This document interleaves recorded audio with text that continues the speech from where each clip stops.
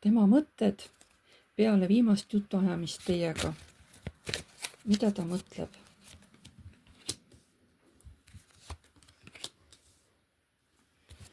Ta mõtleb, et te olete midagi varjanud tema eest, et ei taha kõiki asju ausalt välja rääkida, et võib-olla te äkki valetate. Ta kuidagi sai nagu mingisugusest teie jutust teada midagi, mis teda täielikult šokeeris.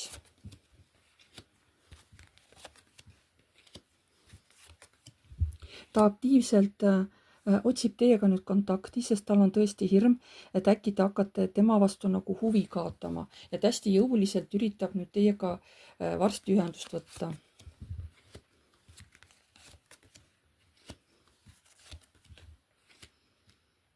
Ja tal on võib-olla hirm tõesti, et äkki te ei võta üldse teda enam jutule, aga tema aktiivselt mõtleb teie peale ja tahab teiega kontakti saada.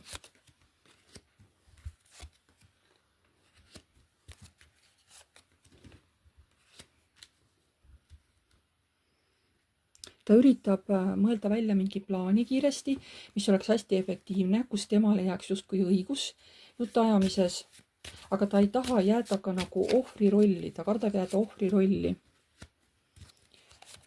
Tal on mingid plaanid, ta esialgu ei julge seda ellu viia, ta ütleb, et ta natuke ootab, aga kui tuleb õige aeg, see saab muidugi ta raske olema, kui tuleb õige aeg, siis ta teeb selle nagu plaani teoks teie suhtes. Tal tulebki lõpuks mingisugune uus plaan, mingi uus tegevuskava, mis on niisugune tasakaalus ja harmoonias, aga see võib olla natukene, võib-olla mitte päris aus käitumine, eks ole, teie suhtes.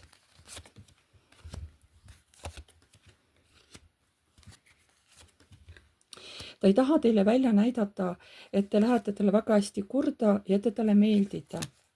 Ta pigem võib-olla ajab selle kõiksuguse tavalise käitumise kaela, et ei, et see on lihtsalt mul mingi töötamine ja üldiselt üritab näidata välja, et tal on niisugune hästi stabiilne suhtumine, et ta ei tunne midagi eriti teie vastu, on ju. Tema mõtted peale teie viimast jutuajamist. Ta otsib tõesti väljapääsu sellele uuele olukorrale, mis nüüd toimus peale teiega kohtumist, jutuajamist. Aga minu arust ta leiab ka mingi uue väljapääsu, kuidas teiega siis lõpuks uuesti kontakti saada.